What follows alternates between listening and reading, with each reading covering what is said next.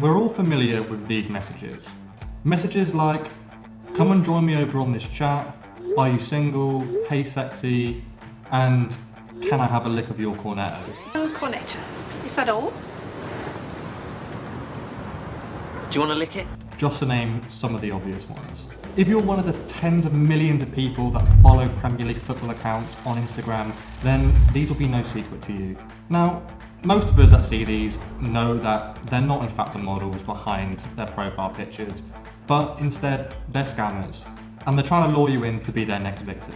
As clubs try and maintain that family-friendly look across their millions of fans, their Instagram accounts are being targeted by these bots that are ultimately exposing their fans to viruses. But really, how big is this problem?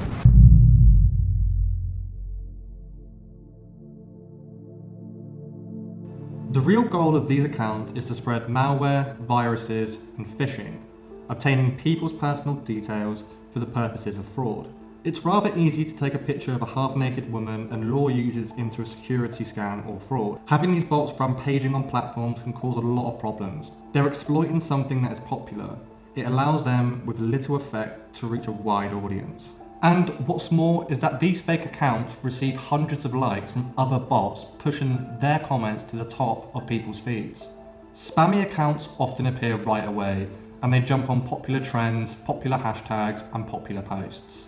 Then those comments are swiftly liked by dozens of other fake accounts, pushing them to the top of the comments.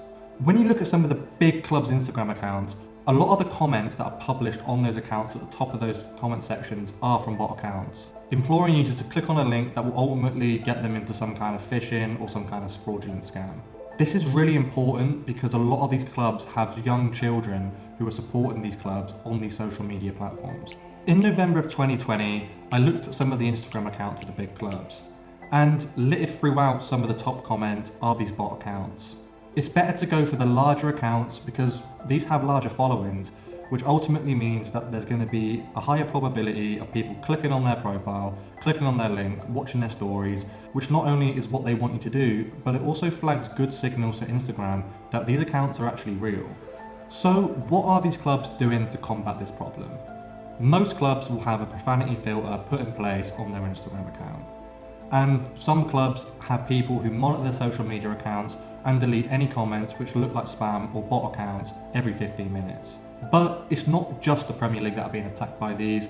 Clubs like Barcelona and Real Madrid are also being attacked. But not only that, the players are.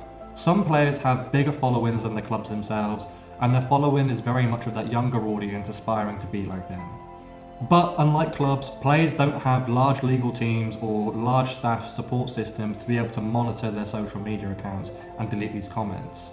And just like they do with the clubs, they go after their accounts with the largest profiles and the largest followings. But is this something that the players and the club should really be taking responsibility for?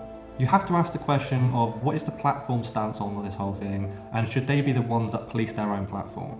Instagram did last year remove 2 billion bot accounts in the first quarter of 2019 alone. But it's really hard to remove them all, and near impossible when some of these accounts are still posing as women but are posting things that a typical fan would. A Facebook company spokesperson said, "Inauthentic activity is bad for the community, and we continue to build our technology to find and remove spammy accounts. This includes recent new measures which asks people to confirm who they are when they see a pattern of potential inauthentic behaviour." So, what do you guys think the solution is around this, and how big of a problem do you think this is?